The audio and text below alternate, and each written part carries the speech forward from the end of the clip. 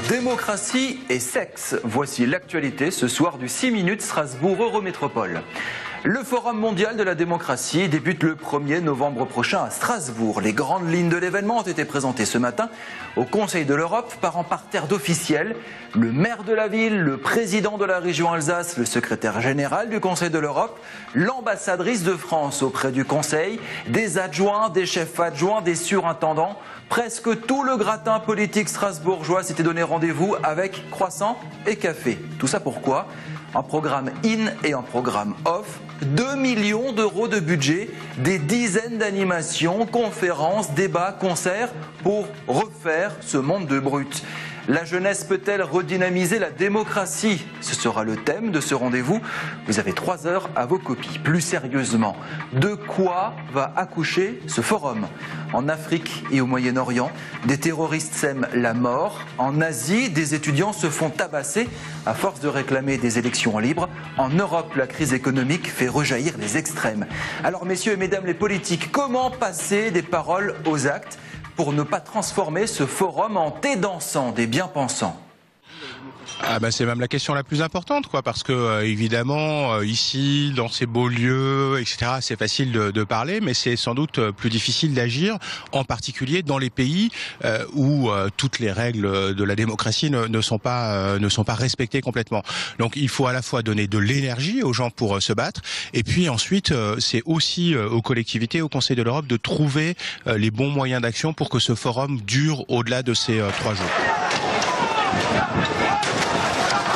Il faut que les collectivités publiques, qu'elles soient nationales, européennes ou locales, doivent se saisir au fond de ces échanges et des conclusions de ces échanges pour mettre en œuvre concrètement. Le Conseil de l'Europe n'a pas les moyens de faire, et puis en plus, c'est pas son rôle.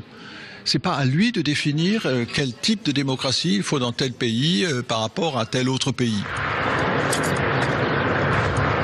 Un citoyen qui participe à ce forum et qui est venu y promouvoir une idée va revenir riche de 20 autres idées. Et donc, il a la chance ensuite de les promouvoir, d'essayer de les mettre en pratique là où il se trouve. Des dizaines de personnes ont participé à Strasbourg à un colloque sur la sexualité et le handicap. Le sujet est très difficile à aborder.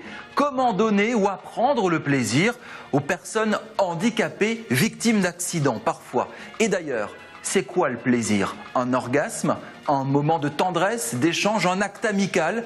Les professionnels, les aidants sont confrontés à l'intimité des malades sans trop savoir comment réagir. La France sur ces questions semble être en retard par rapport à d'autres pays d'Europe. En Suisse, par exemple, il y a des assistantes sexuelles qui soulagent les malades. Ici, c'est interdit. Une spécialiste suisse était justement invitée à ce colloque organisé par l'AFTC Alsace. Peut-on améliorer la vie affective et sexuelle des personnes handicapées? Voici une vraie question de société. Est-ce que c'est une aide à un couple? Simplement pour qu'ils apprennent à se parler, à faire connaissance. Ça, pour moi, c'est avoir plus de plaisir. C'est le plaisir relationnel. Peut-être pour quelqu'un d'autre, avec du matériel spécifique, notamment les mannequins sexués qui viennent d'Allemagne, je vais peut-être leur montrer comment ils pourraient apprendre à se masturber. Mais moi, je ne vais pas être devant eux dans l'exercice de cette masturbation. Vous voyez? On fait comment pour draguer? Je vais lui apprendre le mode d'emploi. Qu'est-ce qu'on dit à une fille? Comment on entre en contact avec une fille? Donc voilà, vous voyez, ça c'est pour moi des réponses à aller vers plus de plaisir. Mais là, je ne parle pas de l'orgasme. C'est comment faire parler les personnes, comment leur faire exprimer leurs véritables envies, qui peuvent être parfois simplement un contact de peau ou l'envie de se sentir aimé simplement, ce qui dépasse très largement la question de l'assistance de la vie sexuelle, qui est aussi une autre question, mais qu'on met très souvent en avant dans le débat, alors que parfois c'est pas forcément l'aspiration première des personnes. Alors moi je suis très en colère par rapport au manque d'évolution dans les apprentissages à l'école. Les professionnels ont souvent peur. peur de faire quelque chose qui les amène au tribunal un jour.